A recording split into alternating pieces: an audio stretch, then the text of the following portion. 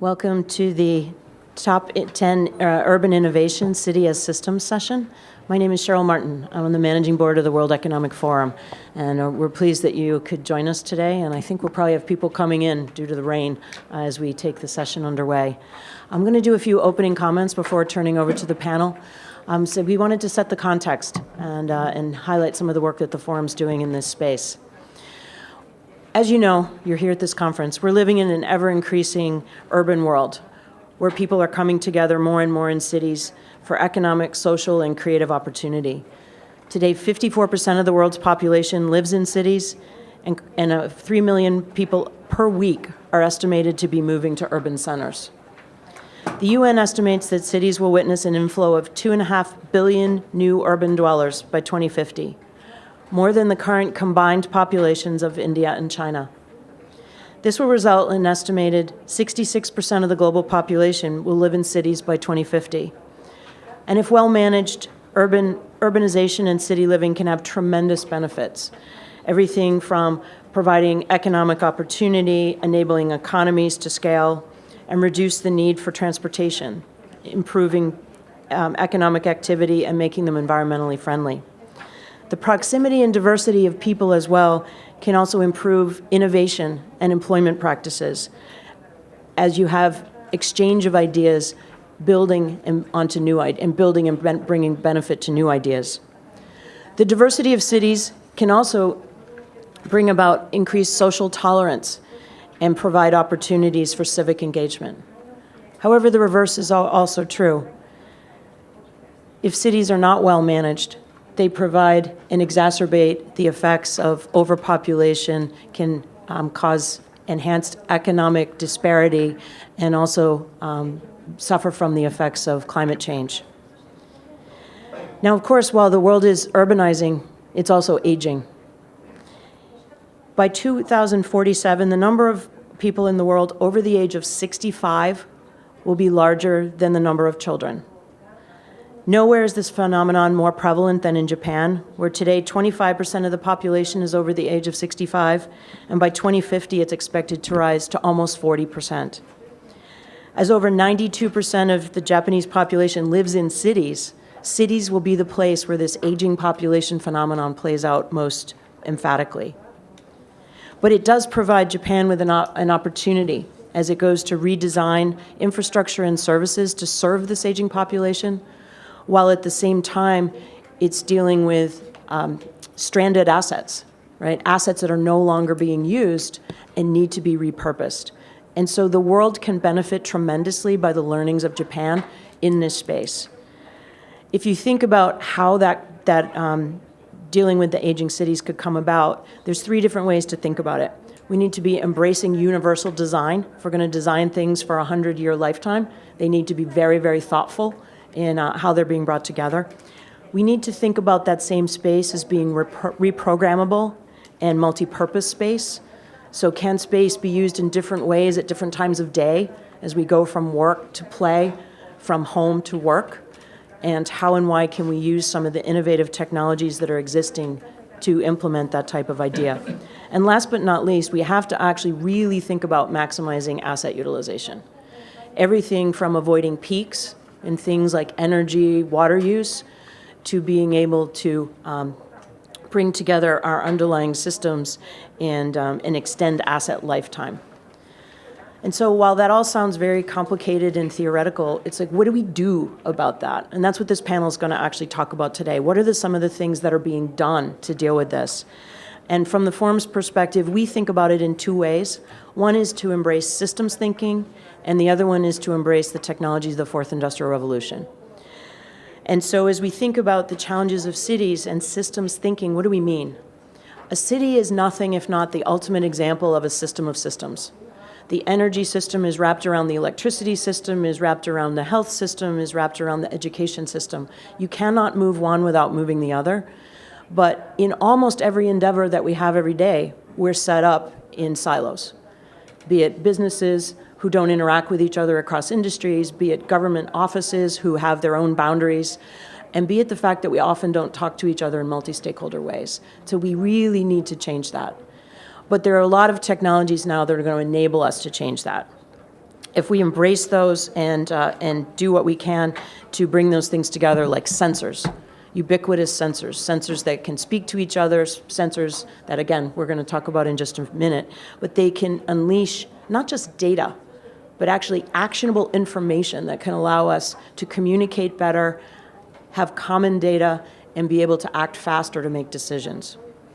In addition to things like sensors, we have innovations in everything from artificial intelligence, robotics, 3D printing, autonomous vehicles, nanotechnology, biotechnology, material science, all coming together. But we still have to have conversations among and between groups of people in order to make this happen. And so it'll require city leaders to be increasingly innovative, not only in what technologies they bring to bear, but in how they bring them to bear. Who do you bring to the table? What conversations do you have? If somebody's selling you a thing, how do you push them to think about selling you the system? How do you push them to get partners to help you? How much data are we willing to share in this social contract for it to be better? And so we need to move to a place of optimizing for the changes to come, not just optimizing for today's efficiencies and costs. And so we're going to talk about today, a basis of today, a report that was released in October of 2015 by the World Economic Forum in conjunction with its Global Agenda Council, about 10 best examples of cities where these innovations are happening. And they're happening, and they're scalable, and they are able to be moved on now. And so we're really excited to share with you and hopefully inspire you where those innovations could be brought to bear. In addition, the forum's working on developing some new city-focused innovations to improve the way cities can generate, capture, analyze, and share data in their commitments related to improving their cities for the fourth industrial revolution. We feel that if cities have a better platform to share data and to share insights and to share practices, we're going to be able to move faster. If you're aware that what's happening in another part of the world could be translated quickly into what you're worrying about as a business person or a mayor or a citizen, we're going to be able to move a lot faster together. And so as I close my opening comments, I want to introduce you to our moderator, Ms. Hiroko Kuniya from Tokyo University of the Arts. She's also an independent journalist focusing on covering the Sustainable Development Goals, which are particularly relevant to today's conversation. Sustainable Development Goal 11 explicitly states, make cities and human settlements inclusive, safe, resilient, and sustainable. And so we believe, and I believe you all believe, that cities are going to be the places where we succeed or fail in going after the rest of the Sustainable Development Goals, everything from poverty eradication, equality, climate change reduction, and ensuring healthy lives. And so we look forward to hearing the insights of Ms. Kuniya and the panelists on how urban innovation can be utilized to implement the Sustainable Development Goals. Thank you very much.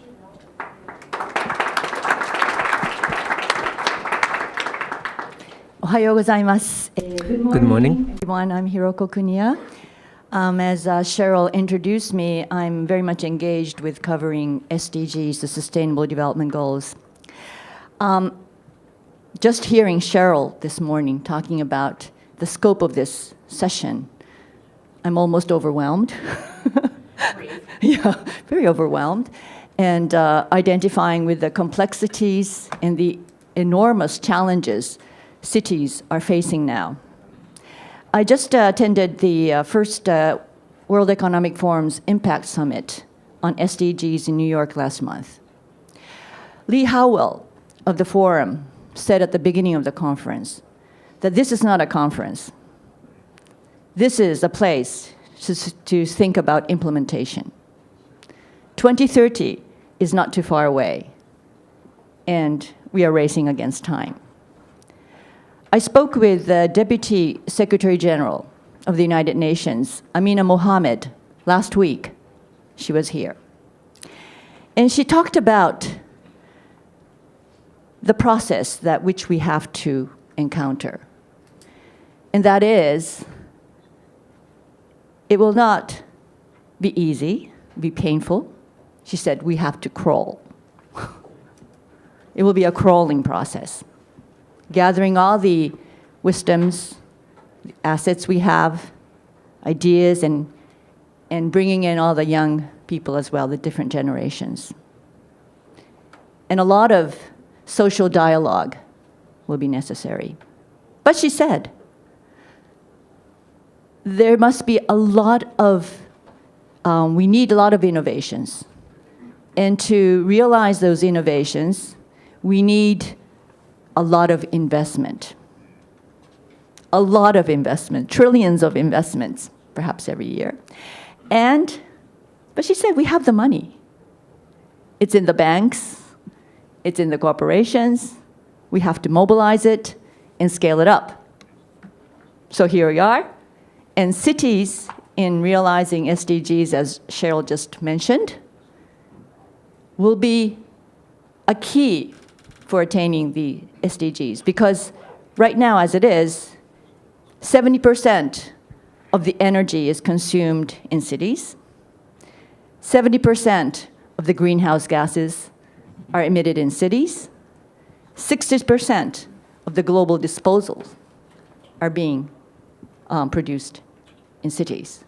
So if we can manage our cities in a sustainable way, bringing in social inclusion, coping with climate change, making it safe and more resilient, we can make big strides towards the SDGs. So I hope I will have your ideas as well as we progress the session.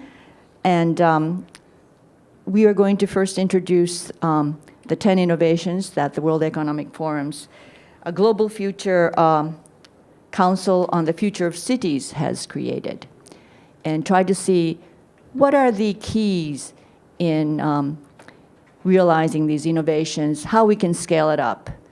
What do cities that are really racing towards smart cities and innovations have in common, and how we can integrate the public and the private sector together. Let me introduce our great panel. Next to me is Professor Toshiko Mori. She is an architect and very specialized and involved in urban planning in many cities globally. And she's a professor at Harvard University's Graduate School of Design. Next to her is Harry Verhaar. He's the head of Global Public and Government Affairs of Philips Lighting. He's leading Philips' program to try to revolutionize lighting with LED. And next to him is Takayuki Morita-san. Morita. He's the Executive Vice President and Chief Global Officer of NEC Corporation. NEC is conducting many trials in different cities around the world using the IoT and to create more innovations and how we can scale it up. And last but not least is Yoshiki Hiruma, Director for Business Continuity Management Rating, and also Environmental Initiatives and Corporate Social Responsibility at the Development Bank of Japan. He's a member of the World Forum's Risk Response Network and National Resilience Research Team. So first I'd like to start out by asking Professor Mori to introduce to us the 10 innovations. Thank you very much. Good morning. Good morning. I am a member of Global Future Council of Future Cities, and it's a global member of architects, designers, and people in the city government. And as a result, this particular 10 innovation is nearly 2 years old. We have come up with a global example that could be implemented by different government, individuals, or corporations. The intention of this council is that we do see the crisis, and if you really look at statistics, cities will be a hell. No one will be safe. It's going to be a disaster. So instead of relying on statistics, can we rely on human wisdom, and can we accumulate wisdom from other cities that are implementing this? And as we speak about, as a result of this, I said it's 2 years old, we are now have 25 narratives we are collecting together. We'll be publishing, hopefully this year, about the results and other innovations that's taking place. Namely, one, as Ms. Cheryl Martin said, it's really optimizing of cities to come, not about waiting for it. And also scaling, many different scales, to individual, to government. And as mentioned before, it really touches on fourth industrial revolution, but inclusive of four. First one is water and coal, the second, electricity, the third, internet, the fourth, digital technology. So you can actually see interweaving through this, all these different technologies, innovations, inclusive of it, not exclusive of a new, just a new. And in fact, there are four principles we dealt with, which we felt was very, very important, which is unleashing spare capacity. As we know, at least there are 20% of capacity being idle in all the cities, including resources, electricity, road, public transportation. And then cutting the peaks, as you know, in the traffic jam. Why does everybody have to travel at the same time to places like where opposite of Japan, in places like Africa, there's so many children going to school at the same time. Can we change the schedule? So cutting the peaks is crucial. One is spatial, one is time. And small-scale infrastructure, meaning that instead of centralizing, instead of relying on main government, can we decentralize? The data is still there that something like management of water can be much better managed if it's decentralized. As a matter of fact, in Switzerland, I do believe energy sector, the electricities are all decentralized management to avoid some of the disasters which this country had experienced in the past. And the fourth, most importantly, people-centered innovation. Without people, the cities are nothing if people live in it, they can work in it, they can enjoy it. No matter how much technological innovation we make to make cities efficiently working, unless citizen happiness is there, it just doesn't exist. And it really relates to what Cheryl Martin said about connecting silos, connecting many different silos to come up with the results. So the 10 of them relate to all of this, and the first one is digitally pre-programmable space. About 4 to 7 billion people will be living in cities in future, in next 30 years. But there's absolutely no way we can build infrastructure to catch up. It's very expensive, and it's also costly, and investment is huge. So in a way, how can we reprogram what we have in the cities to use increased efficiency? The second is WaterNet, an internet of pipes. 40% of a demand will surpass supply. That means there's going to be a huge amount of water shortage. But at the same time, 25 to 30% in average is wasted. In average, all the cities waste 50% of water. Is there something going on to prevent that? In a way, there's sufficient water to manage. So in a way, smart water systems to monitor an efficient use. And at the same time, one can actually bring it into monitoring the waste, which is if you are able to monitor waste for predicting spread of infectious disease, prevention of flu epidemic, and then also through the waste, you can actually predict the type of waste that can become a cause of pollution. So in the sense, both streams, so supply stream and waste stream in water, it can be very smart. The third is adopt a tree through your social network. This is an example in Melbourne, which they want to cover the city, 40% of cities in trees. This is very interesting because they have used social network to adopt each citizen's a tree. So that if you can imagine, if I talk to any government, any part of the world, landscaping is most expensive because they have to keep maintaining it. Trees are living things, it's expensive. So that they say they will just put a little bit of shrub and forget about it. But in a way, the trees contribute to incredible amount of carbon emission offset. In fact, if every city tries to plant trees 10% more than what we have, it actually offsets against the climate change in terms of temperature increase. It's huge. But the idea is to each citizen becomes a caretaker of a tree. You adopt a tree, you keep an eye on it, water it, and if there's some disease, inform to the government. So in a sense, it's a citizen involvement, and then also monitoring a natural environment. This is very interesting innovation. And the fourth is augmented humans. I mean, we move and we travel. When we bicycle, we do produce energy. Can we capture any of it to make batteries? So the technology increases. We as humans can actually become a source of energy production. And then it could be used for electrical bikes, for elderly who may not be bike as well as youth, and so forth. The fifth is the most expensive investment, cogeneration.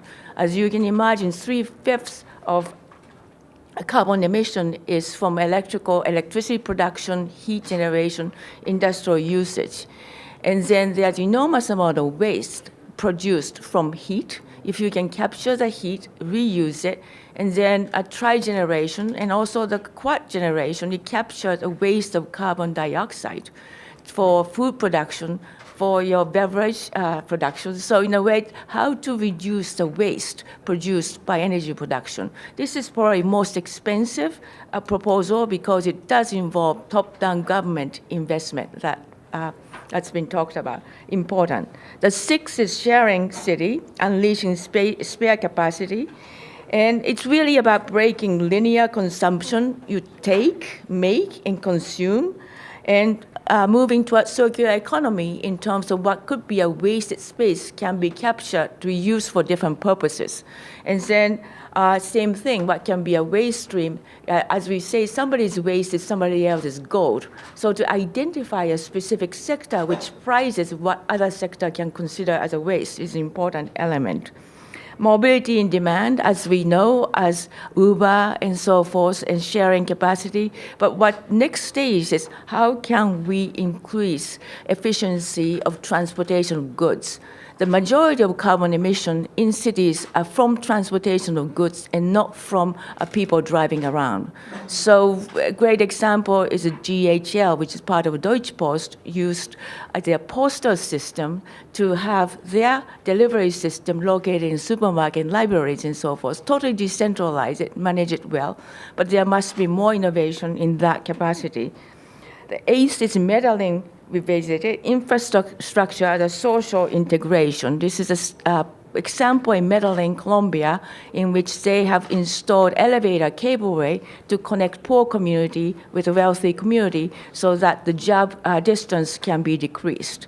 So if you really think of sustainable community, one of the most glaring issues that has been arising globally in the last 2 years is the distance between wealthy and the poor. There's huge amount of income disparity, which is causing social disruption, which we've been witnessing from North Scandinavia country, North European country to Africa throughout. So in a way, innovations that will connect and then stop the desegregation, increase the desegregation of communities, which might be divided economic demands. The ninth is smart array, LED lights, which is a dead asset, can be used to monitor, and then used to report congestions, pollutions, and so forth. So in a sense, how do you use something like lighting, which is more static, but can this static element be smart and then contributing to sustainability? The 10th, last one is urban farming. Vertical vegetables. Well, there's a 45% waste in human living in terms of food consumption. It's because of transportation, the waste, inefficient way of farming. It is huge amount, which means similar to water, we're going to be short. And if the farmers are going to move to the city, who's going to provide us food? So the cities have to start to think about how to produce food. and a different way, efficient farming, and also more efficient type of food, and also new habit of eating food, which could be considered waste, like carrot tops should be consumed, and kind of fish which could be invasive can be consumed instead of killing them and making them waste. So those are the different 10 ideas that we have come up with. So sorry for a long explanation, but I hope it was a little understandable. Thank you. Thank you so much. These innovations that some people may think that we already are implementing even here in Japan, and some of the technologies are not that innovative, but I think the ideas in incorporating cities and how to implement them will be a challenge. I just want to ask a question to Professor Mori. The thinking behind the Council on Future Cities, your group, why did you think it was necessary to come out with these 10 innovations at this time? What was at the heart of the message that you wanted to bring out to the world? So hello.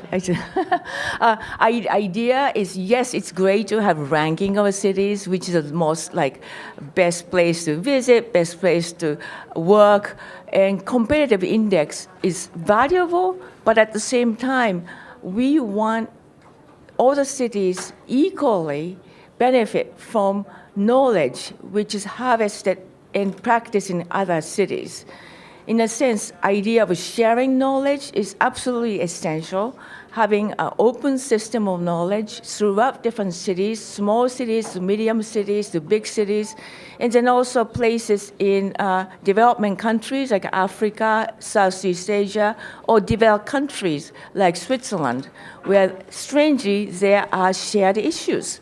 So making communication among city bodies easier, and to be able to share the knowledge harvested, and then to improve the general quality of urban life, to make it sustainable and make it resilient, make it cooperative.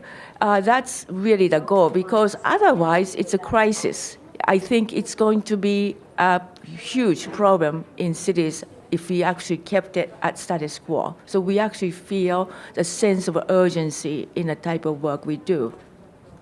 Thank you. We have our panelists who are actually promoting and implementing some of these technologies, and sitting next to the professor is Mr. Verhaar, who is from Philips, and we have many street poles in Japan. You have making street poles all over the world intelligent. Tell me about your endeavors of your corporation, and what are the challenges? So, yeah, thank you. Thank you all also for being here.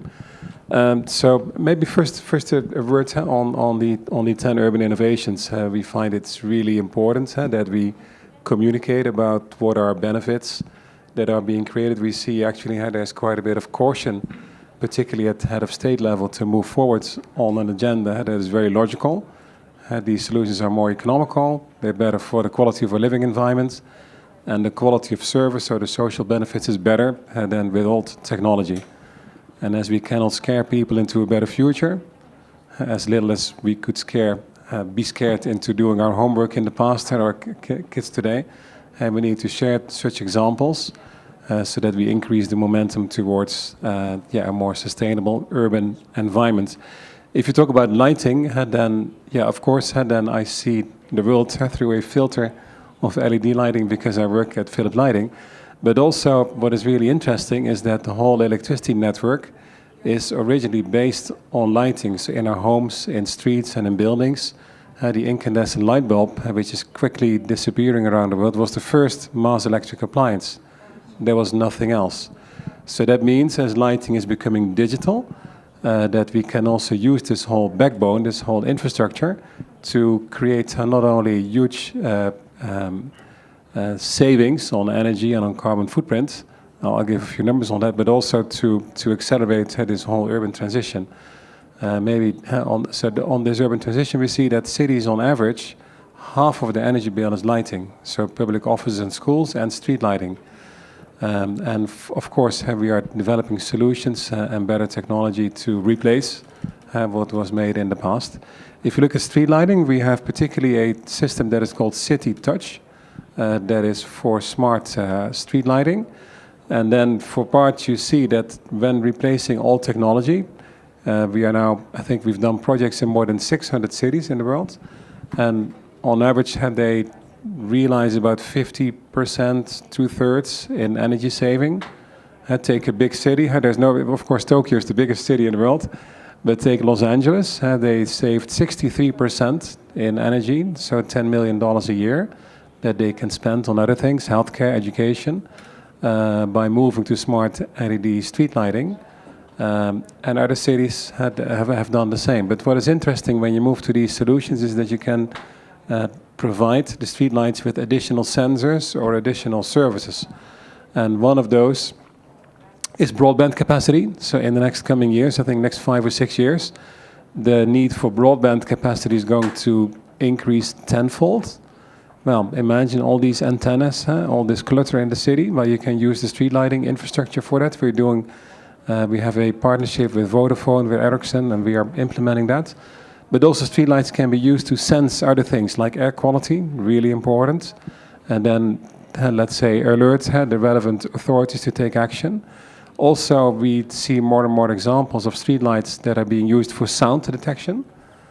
So actually, Los Angeles is testing triangulation of sound using the streetlights. And then the profile of the sound can immediately be analyzed and can be concluded, was this a traffic accident? So then automatically alert the hospitals and the ambulances to get there quickly. Was it a gunshot? And of course, that happens less here than in Los Angeles, but then the police can be alerted. And interestingly, we should not only solve issues, but we should also prevent issues from occurring. So there's one example that I want to give before closing. The city of Eindhoven, where I live, is also implementing smart street lighting. And there's one street in the city of Eindhoven. It's called, in Dutch, it's called Stratum's End. So it's actually the name of the neighborhood. And it has the highest density of bars in the whole of Europe.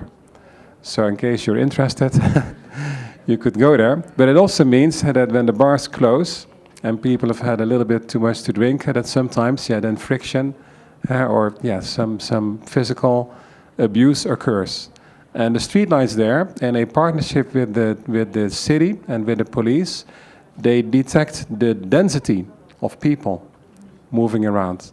And then as soon as the density of people increases, you think, well, hey, people are getting a little bit close to each other, then the lights go up. And when there's more light, people behave better. But then also the police and the hospitals can be alerted if something goes wrong. So that actually so this also results in prevention of crime and of accidents. So these are just a few examples I wanted to start off with. Already 600 cities and solutions and preventions. I would like to be asking you later how you actually go about collaborating with the public sector. But next, I'd like to ask Mr. Morita. All over the world, you are trying different things. What interested you most of the 10 innovations, and what is applicable to what you are doing around the world? Thank you for giving us an opportunity to share our experiences around the world. And we're spending a lot of times around the world to help the cities and to transform themselves by using the technologies. And as he said, the technology is already here and ready to help to realize those type of initiatives. And a professor indicated 10 ideas, but that's not ideas. That's already real. And if you go to the cities around the world and you talk with the people, they are seriously considering how to realize it. Some of them are already doing trials, and some of them are already working on the commercial and projects. And I shared a couple of the examples around the world which we are doing, and I think the most famous one, and also the examples we have to learn from it, is the case of Singapore, right? And in the case of Singapore, I really impressed the kind of consistency and also the advancement over the time, and also the very dense communications with the related people. And as you know, they are small city in terms of populations compared to New York or Tokyo. But in terms of per capita GDP, and I think it's world number one, and now. And that is not kind of the simple happening. I think that based on the very thorough preparations and consistent works. As you know, they having the vision, very clear vision, and named Smart Nation. Okay, and also strong leadership, and they have a kind of trying a lot of the innovative ideas very freely, openly. I'm dying to know concretely what they're doing. Oh yeah, yes. For example, they are when we are talking with the people in Singapore. I learned and kind of impressed by kind of a very interesting word. Like they're talking about living testbed. Okay, and the technology cannot solve itself by itself. We really need the places, and as the professor said, we have to be people-centric, and all the location and has similar problems, but each problems are slightly different. But that slight different, and means a lot, and we really need to adjust the details in order to for people to capture real benefit, and so that we really need to test and on the field, in the field, and they are opening up some real locations, real cities, real places for the technology vendor to work together with the people. For example, we did a test of adaptation of our AI and cameras, and also the sensors, and to maintain security and safeties in Orchard Street. Oh, yes, it's a kind of like a Ginza in Tokyo, and they really and open the places, the Ginza Orchard Street, and for the companies like NEC, and to work together with people and enterprise on that street, and we really feel how that effectively we can solve the situation, and based on the experience we did, and we really improve our technologies, and also the softwares, and a kind of customizations for that, right?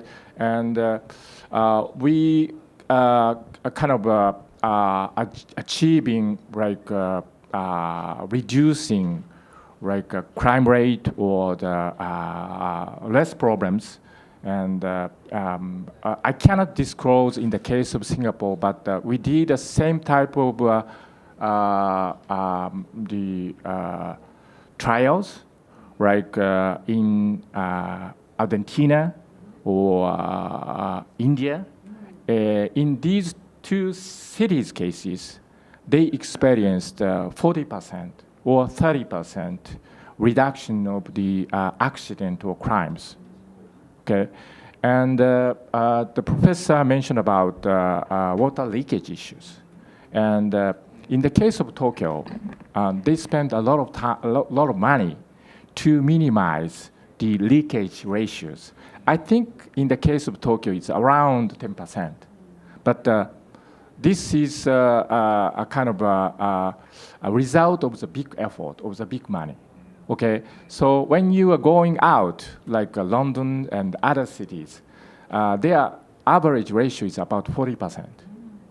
But today's technology, like sensors, or the managing the pressure of pumping, and we can reduce that ratio is about down to 15% range, and without costing huge, and that is the another and the example, and the also and you talked about electricity issues, and of course, like LED or smart lightings is one of the big and the contributors.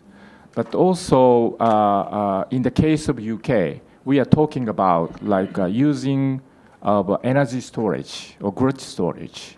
And I really people to understand, in order to use like renewable energy, and that is a huge benefit for the people too, like reducing that CO2.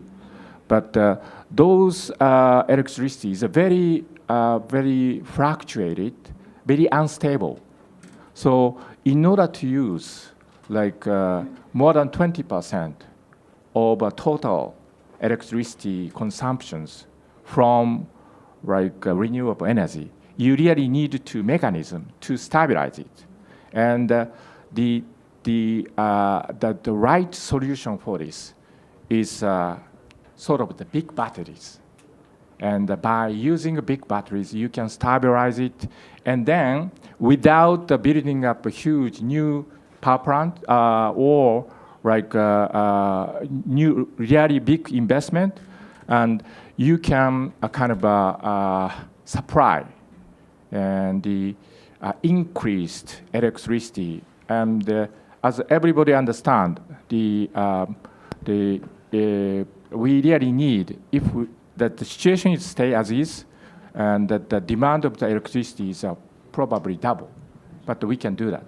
Those type of things we are doing around the world.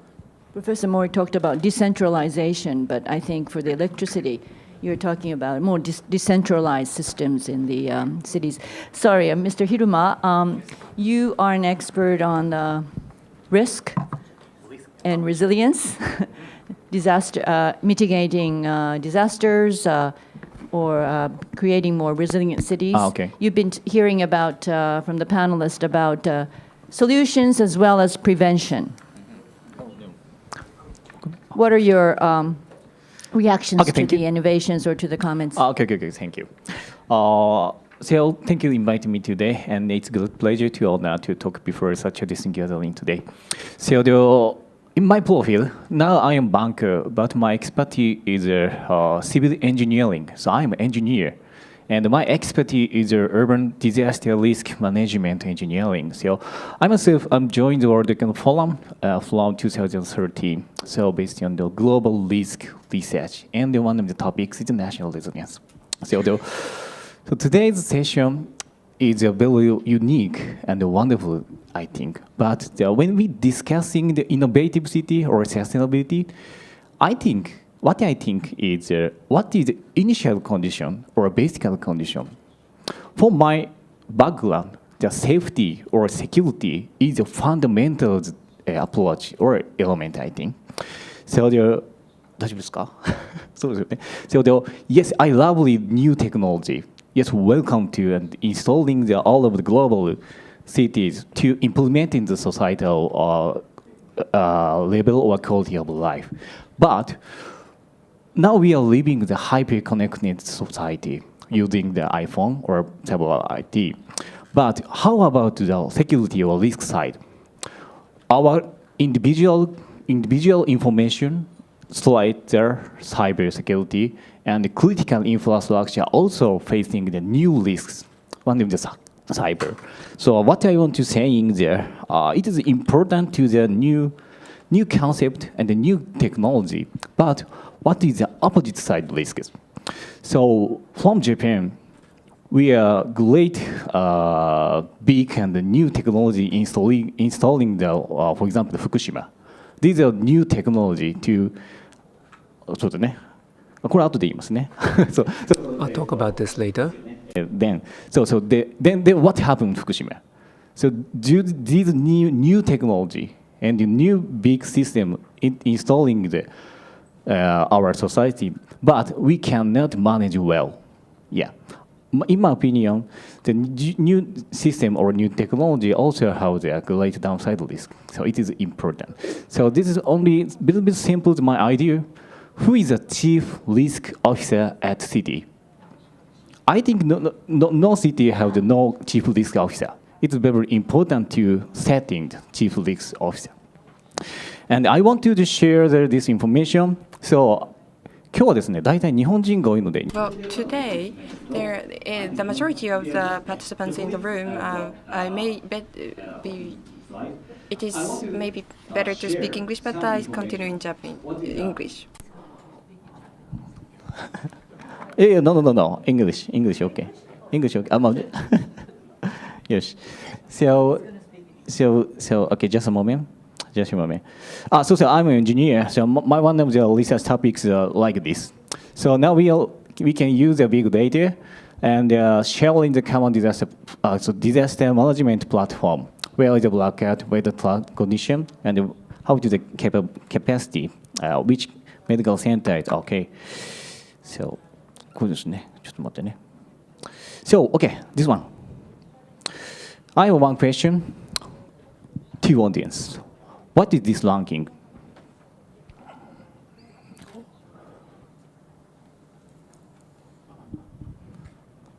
No idea. Who released this report? Who? No, DBJ. So if DBJ released this report, then this is like the Olympic or Paralympic team 2020. No. Swiss Reinsurance released this information at 2014. The title is this one. There is a top 10 city ranking by analysts by natural disaster, natural hazard, from 600 world's largest city. Number 1, Tokyo. Yay. Really? Yay? No. Tokyo and Yokohama, Osaka, Kobe, Nagoya.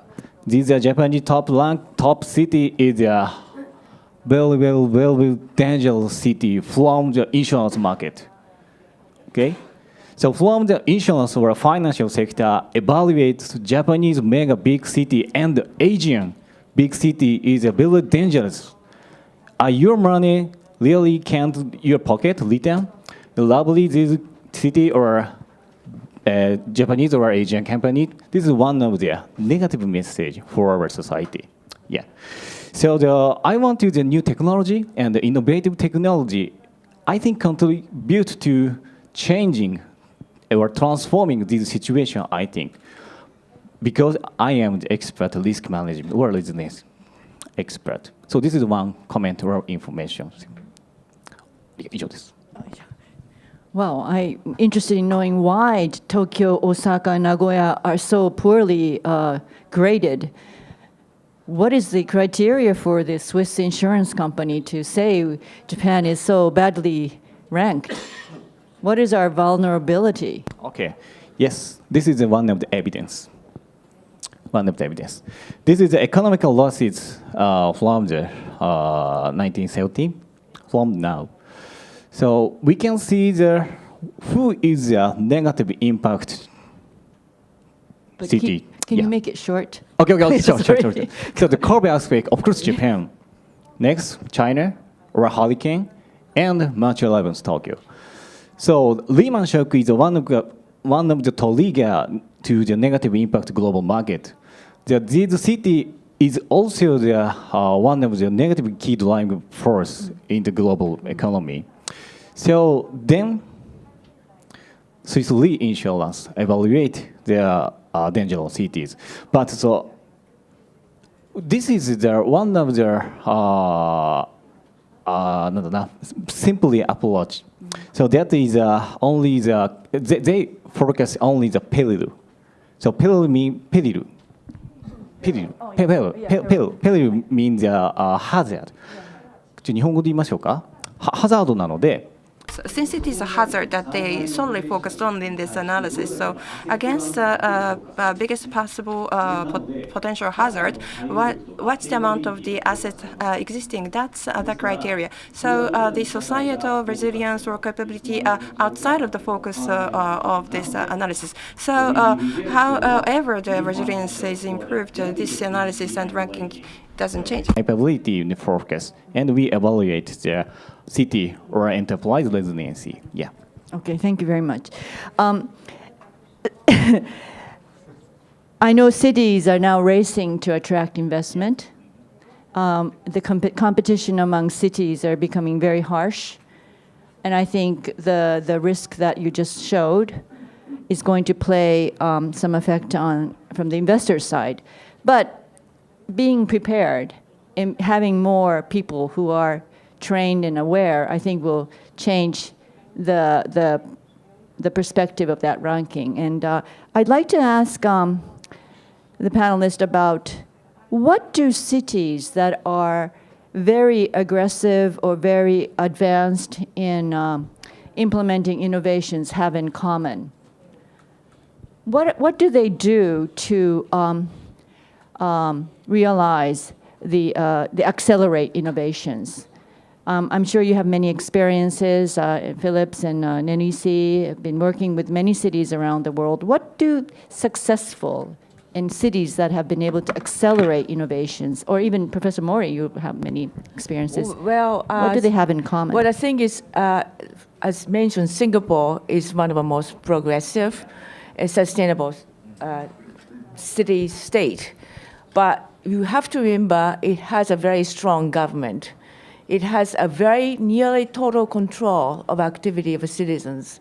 It's now simulating entire city so that they can completely monitor.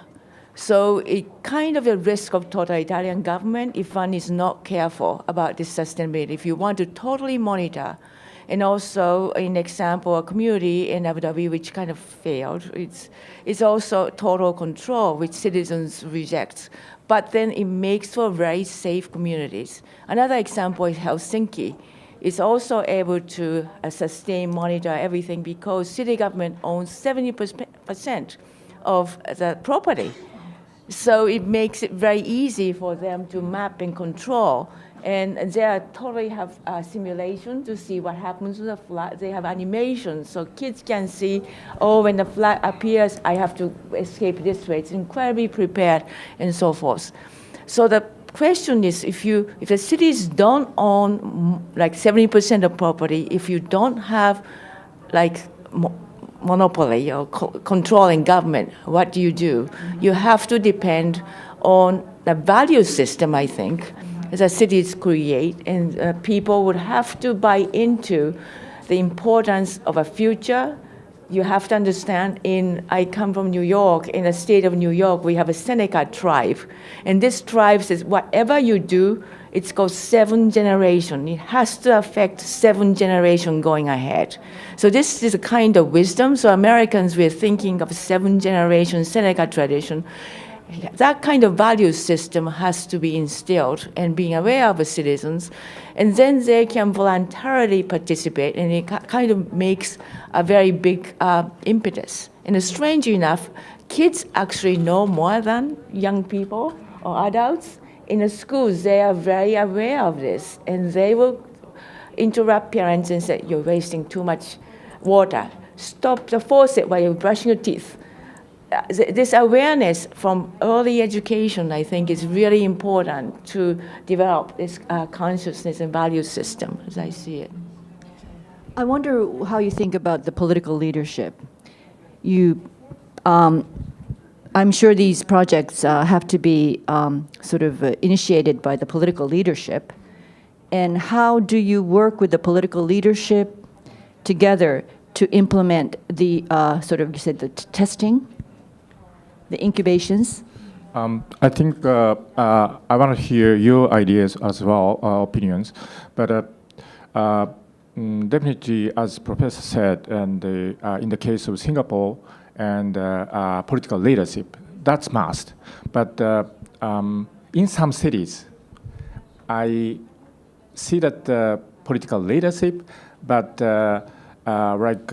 city administrations or the infrastructure or the funding, and sometimes that comes with that. And also, sometimes we see the inconsistency, okay? And announce big visions and shaking hands, but after the event, and very slow, and nothing happens, or no promise, and those things sometimes happens.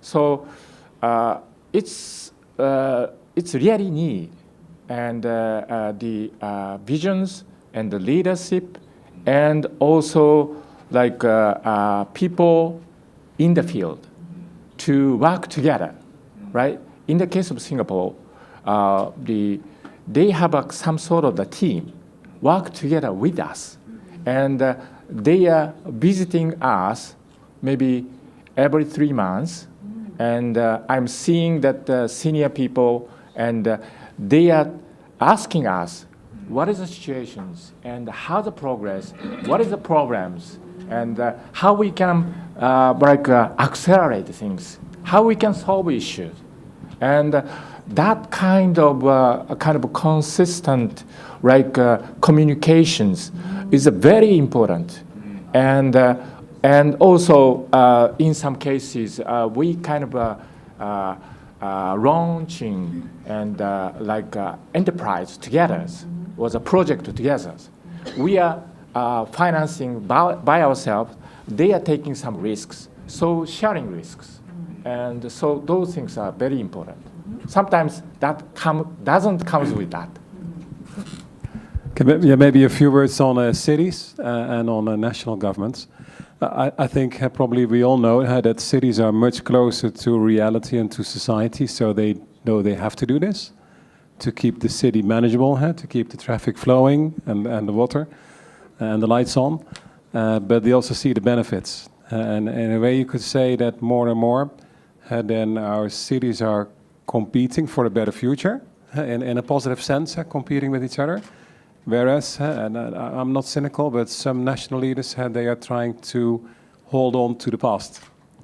Even yesterday, there came a message that the federal government in the US is trying to to increase subsidies for coal and for nuclear. And well, we know what many of their city and state leaders are thinking. So the past and the future.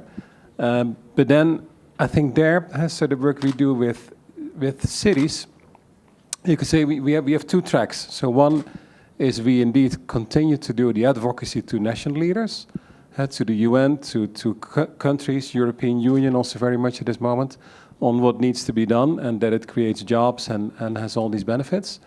That is a bit cumbersome at times and a bit slow, but we need to continue to do that.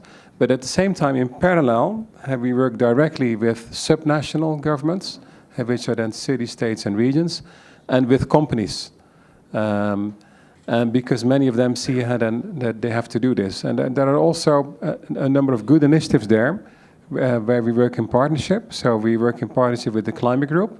And the Climate Group has started in 2010, 2011 with the LED street lighting trials with 12 cities across the world. So with Shanghai, with Sydney, with Rio, with London, New York, Toronto, and a few others. And Kolkata in India. And actually, what many people don't know is that those cities didn't want to do that because they felt the technology is not far enough yet. We don't want to be a guinea pig. But then because the Climate Group is such a credible convener, then they started these trials, and we were part of those trials. And now you see that all of these cities and states are saying we will completely transition to LED street lighting in 2017 and 2020. And actually, the trial in Kolkata in India has inspired Prime Minister Modi to go nationwide with the LED street lighting transition. Another one that I think that is also interesting for you, and maybe you're already aware of that, is we work with the World Council on City Data in Toronto. And they came from the Global Cities Institute within the University of Toronto, which I learned is the second largest university in North America. And they were asked 9 years ago, with foresight by the World Bank, hey, cities are going to have to do a lot of this work, but they have no way to share their experience and to measure their progress and to compare it. So they were asked to develop a city data dashboard. And that has now become an ISO standard about 3 years ago. It's ISO 37120. And it is completely aligned now also with the Sustainable Development Goals. And actually what then those cities do that are a member, they focus on the quality of the service that they provide. And I think that is also what Singapore has done. So you focus on the quality of the service that your citizens need and also that you want to give as a good mayor, as a good public official.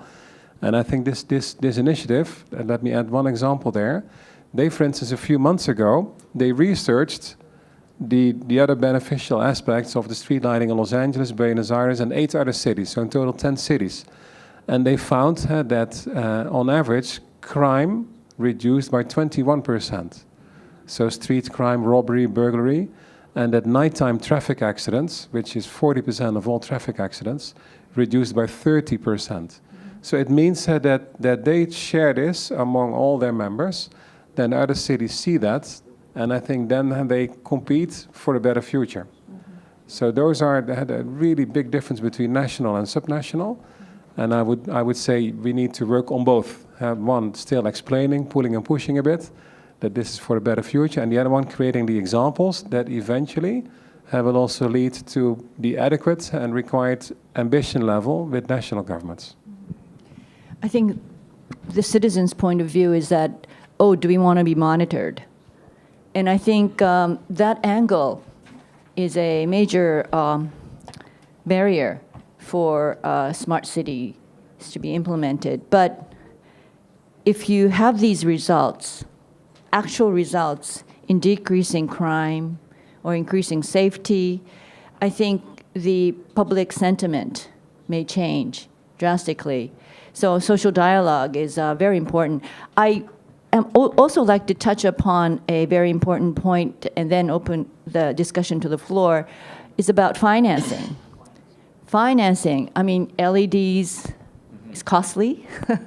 Putting all the sensors, costly. How do you manage and try to bring in the money and then scale it up? Maybe, can I ask Mr. Hiruman-san first? Sorry, yeah, because he's in the... Yes. Okay. So I think you already know the financial sector is dramatically changing in recent years. For example, ESG investment. And I think you already know SDGs agenda, right? Okay. So last year, after the Paris Agreement, is global big barriers agenda is our big issue. And the financial sector also developed a new financial project or scheme.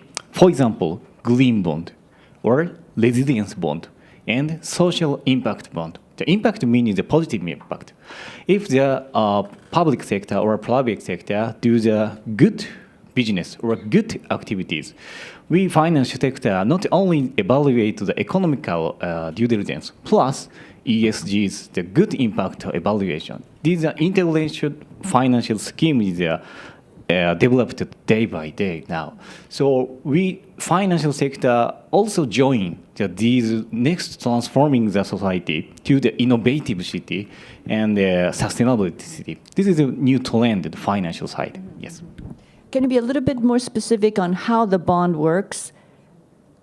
Like you said, green bond, social security bond, resilient. Yeah, I forgot the third bond. Green bond is very simple. Yeah. Yeah.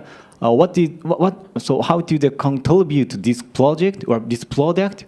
So decreasing the CO2 or energy. Yeah. So we did due diligence these impact. Then we do the financing. So And how do you traditional get to- yes, and so of course the economical return request these entities. So, but traditional corporate finance and investment is only focused on the economical lens. So ESG rating and ESG investment is a economical investment plus ESG's agenda. Yeah. Okay, that's one way of financing. Maybe you have other ideas. Yeah, so there may be a few things on financing. First of all, the incandescent light bulb that has disappeared. We may think it was the cheapest lamp, but actually it was the most expensive because it used so much energy. So actually, LEDs are already the cheapest form of energy, and we've also projected, and we're in that journey, that a global transition to LED lighting will result in global savings of 272 billion euro. 272 billion euro. But then it's more about how do you finance things that initially, quite often, more innovative solutions require initially a higher investment or a renovation hurdle, if you talk about renovation. And what's really interesting when we talk to banks and multilateral development banks, they say, yeah, we have money, but we have no projects. And when you talk to cities say we have projects, but we have no money. So that is why we also developed financing mechanisms, and we provide a model that we call lighting as a service. We can also lease a project, but also we can even move to projects where the customer pays per month for the amount of light. So they don't even have to own the lighting. Schiphol Airport is one example. They moved to lighting as a service. So they have less headache because we are then the project organizer, and we then subcontract installers and maintenance personnel. But it also means that you can just calculate economically what is over lifetime of the project, the energy and the money saving, and then utilize that to calculate, okay, what is the financial equation over a 10-year period? How much does a lumen or lux, so the amount of light, how much does it cost? And then you can and then actually the project is cheaper. And depending on what the customer wants, imagine the payback is 4 years and the project would last 10. They could also say, well, we want financing for 6 years, so that already in the beginning they can have 10 or 20% budget reduction, and then 4 years fully had all the benefits. So there's a lot happening on financing, because it's not more expensive. There's no lack of money, but we need to bring the projects and the financing together, and that quite often in partnership with the bank. And banks love monthly payments. So then also we are not a bank, so then actually the bank in such a special purpose vehicle, they pay us, and then the customer, they pay monthly, can be channeled through us or could be directly to the bank. And they don't have to bring up, they don't have to cough up the budget initially. So we actually offer this. Also this January, we had a lot of meetings in Davos at the World Economic Forum, and we said to quite a lot of people we spoke with, we can offer you lighting upgrades for free. And I think this is happening to more services. You just monetize the benefits and utilize that to resolve that hurdle. Mr. Mori, did you have any comment on the financing? To tell the truth, the difficult part is feasibility and testing phase. And that, as I mentioned, and each situation has a different issues. And sometimes we have problems in terms of data issue. And so that in early stage, we really need to kind of spending money to test, right? And sometimes it requires some registration changes. And for example, in the case of India, we set up the joint venture with the government and to solve the logistics issue. And that contribute significant and the problem solving of reducing the waste. But reaching to that point, and that requires regulatory changes and the lengthy discussions. And also, so it takes about 2 to 3 years and to form the joint venture. And before into the operation, we jointly testing how that is really affecting the works for these situations.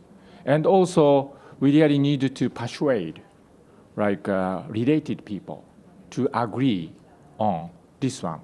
In order to do that, we really needed to show this is really kind of working for the people and how that is a benefit is shared among the people.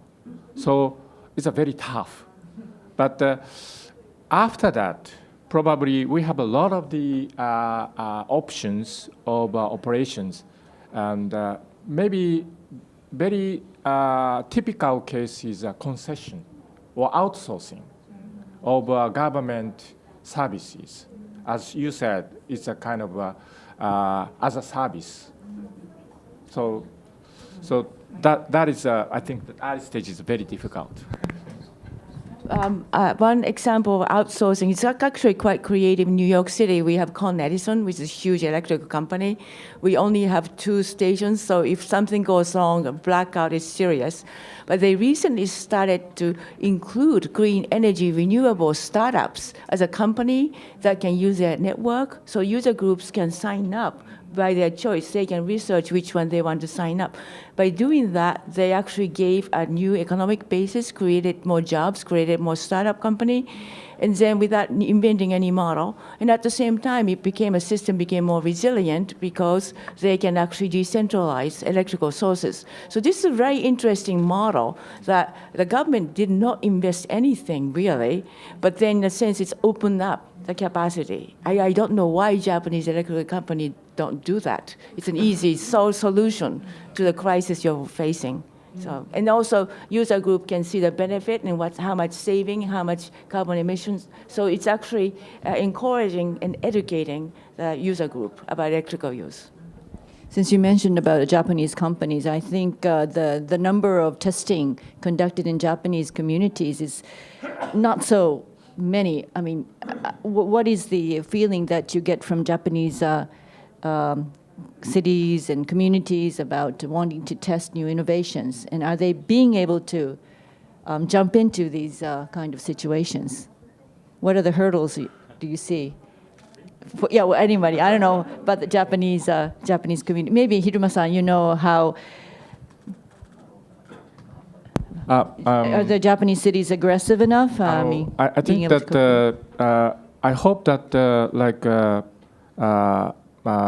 making some special tokubetsuku or something like Special zone. Or district, yeah. And so, as I mentioned, and in the case of Singapore, it's a living test bed. So creating real living test where the government and or city and enterprise and try that initiatives and also important things after that in order to implement it. That have to be changed into like real operations. So that could be like outsourcing of the services or the concession or whatever. So in the case of Japan, and that part is a very, I think, kind of slow and also hesitate to take it. That I'm feeling. Maybe I will open the discussion to the floor, and if anybody has any questions to ask the panelists, be happy to take them. They have much experience with the living test beds and implementation. Professor Mori has much insight into urban planning. Anybody have any? Okay. Can you bring the microphone to?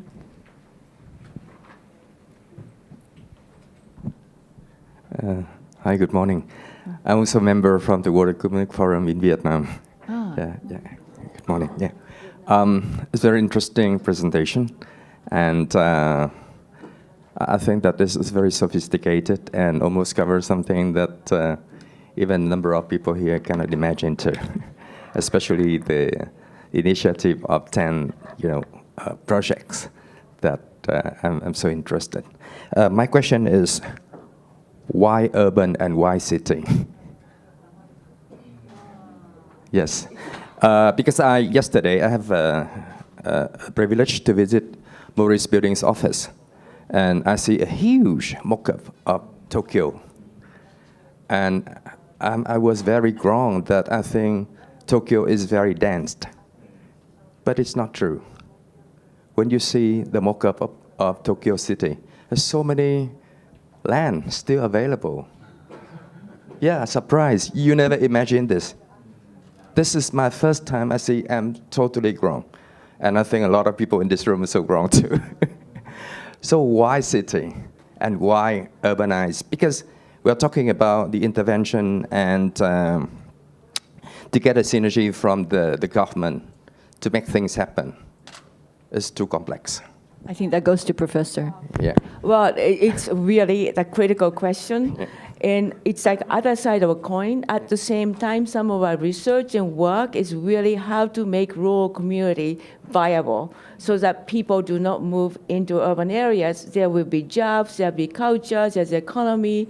And the rural-based economy is very important. We did the project with Switzerland, an eco-village. We're doing a project in African villages where the migration to city is the biggest in sub-Saharan Africa. If we can prevent that and make what you call reverse urbanization on the villages, it actually makes a better lifestyle. No one wants to leave the families, no one wants to leave their villages, but a lot of people don't have choice. So that's actually is a critical, we focus on urban, but another one is the rural development. And then another one was spare capacity. Even in New York City, huge amount of empty spaces, huge amount of empty. So this actually one of our idea is to unleash the spare capacity within any of our cities. And it will be amazed. And I think height of entire Tokyo is less than 1 story globally, by 0.6 story. It's very low rise, and it's very sparse, less dense. So it's actually a very interesting point. Thank you. Thank you. Anybody else have a question? お願いします.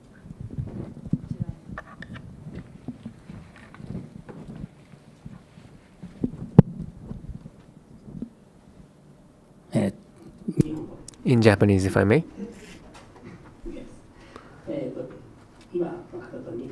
So similar question. So could you identify yourself? I am at a university. I live in Nagano Prefecture. So you talked about 10 innovations. And I agree with these ideas. I'm a person in technology, so I agree. But urban farming, the last one, that was unexpected. Because I live in Nagano Prefecture, and around me there is a lot of systematic good farming. And urban farming, I think, may be good for providing the mental comfort, but cities cannot be independent in terms of food production. So there should be a smart networking and smart role sharing between city and rural areas. I think that's one innovation that could be possible. Answer that. Yeah, maybe a few words on urban farming. And I think we also see it, and I've seen at least a few analyses that also due to urbanization, there's a real competition between land for food and land for cities. So also the amount of space for farming is a little bit under threat. On the other side also, there's a lot of food waste and all of that. But I always remember the example that to bring a kiwi from New Zealand to the Netherlands, it takes 1/3 of its weight in kerosene. So it's also very energy intensive, the way that we bring food around all the world. So I think there's more attention for food security, for local food. And in city farming, so we are very active in city farming. So we are developing LED lighting solutions, optimizing, you could say, the light recipe that the plants, the cucumber or tomatoes, like most. And what you then see is that you could say a parking garage like building for urban farming. You can do 6, 7, 8 crops a year. You are completely in a closed system with water, so no water waste, no pesticides, local food available. So this is really developing very, very fast. It will not, of course, not substitute for all food, but for certain parts it's really relevant for food security.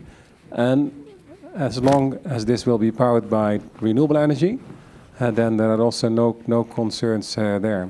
But it's really going very fast, and it has a huge relevance because of all the logistics, pesticides, and other factors involved. 私も一言だけ、日本語でいただいたんで日本語で、今の問題意識、まさにそうだと思ってまして、私が知ってる次の You're quite right about what you feel. So I think the next model cities starting in places like Mozambique. So they should not follow Tokyo. So there are cities that are developing in a different way. And because they are behind, they are able to introduce new technology and they can leapfrog and make advanced cities. So they maintain the local culture, religion, and agriculture, and the government distributes iPhones to the residents, and they had kiosks from before. And then they will become Amazon distribution centers. And you don't need roads. You could transport by drones. And that will be cities. And without CO2 emissions, the standard of life and the knowledge and technology will be introduced. So that kind of city is being developed. So in 50, 100 years' time, you will know which city is more advanced, just for information. So you've expanded the definition of city, that's good. But in rural areas, you can make safe food. I want to say that. So urban farming, I think, is to complement rural farming. And urban farmed food doesn't taste as good as the food produced in Nagano. So yes, please keep on making delicious food. And one more thing to add. I love cities. That is why I'm here visiting this city and taking part in this discussion. But I think trying to put this discussion together, I think it boils down to the best way to improve the city is probably mobilizing the citizens. We didn't really touch enough about that. What do we want?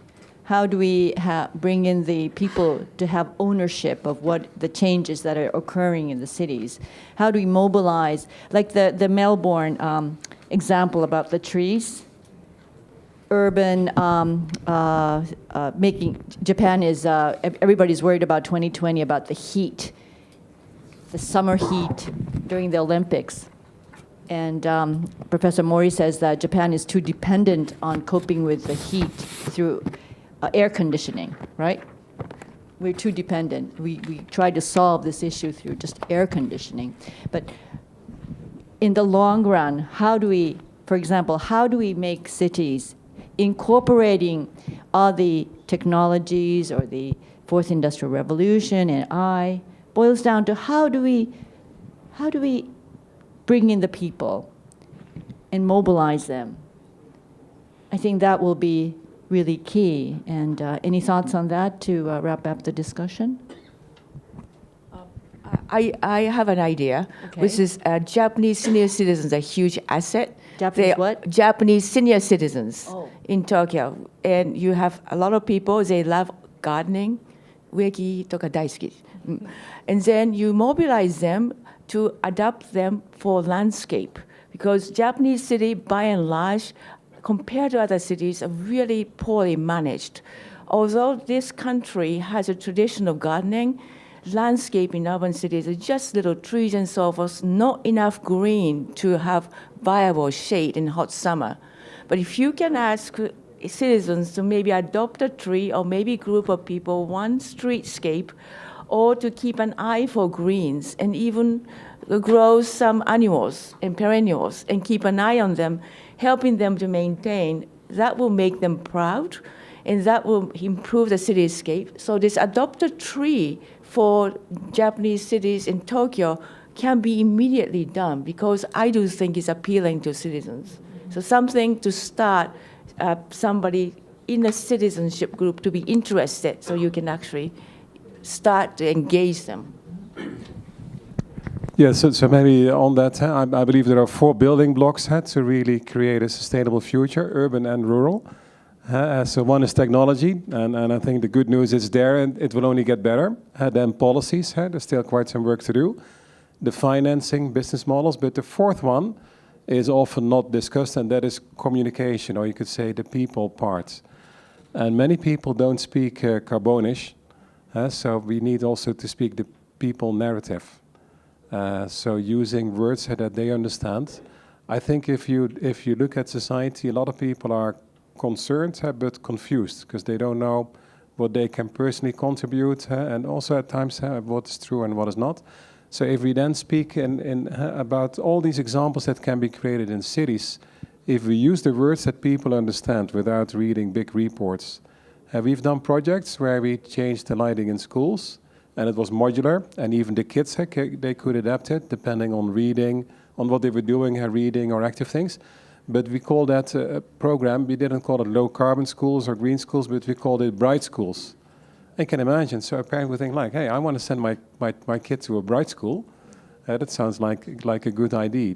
And in the same way, then talking about the safety examples, the social inclusion, so the things that people really understand. And I think then we will involve them more.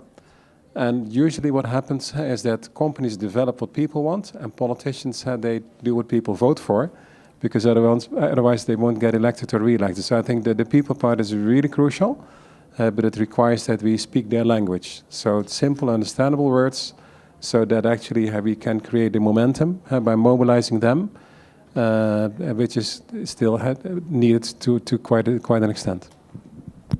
Mr. Morita? In relation to mobilizing, I do not have anything to add, but there is one thing we really need to touch on, and for the future discussion, is that the importance of data openness and how we can prepare the environment people can use and important available data freely and without creating any concerns or uncertainties or privacy issues. So that is also the key for every 10 initiatives to succeed in the future. Thank you. Okay, thank you. So I'm enjoyed this session. Thank you, everyone. So this innovation is more, importance in next decade, I think. So this is my central question. Why Roma Empire collapsed? ローマはなんで崩壊したかってことですね。Why Roman Empire collapsed? Over adaptation,過剰適応ですよね。So the situation, the adaptation, now the infrastructure and now the economical system. So it is testing and challenging to transforming Tokyo and Japanese or Asia big cities fundamental system, I think, using these innovation technology. Thank you. That's all. Well, you opened up a whole new area. Why did Rome collapse? We are out of time, and I think that the innovations are going to benefit us a lot, and I just hope as one of the Japanese to feel that there will be many, many special communities that will raise their hands to become the living test beds, and that the environment will become more readily available for very innovative companies, innovative cities to have a chance to test and make us lives much better. But I think everybody has to be mobilized and everybody has to be included in the social dialogue for Japan to change much quicker. I'd like to thank all the panelists for joining us, and thank you for being with us this morning. どうもありがとうございました。Thank you very much.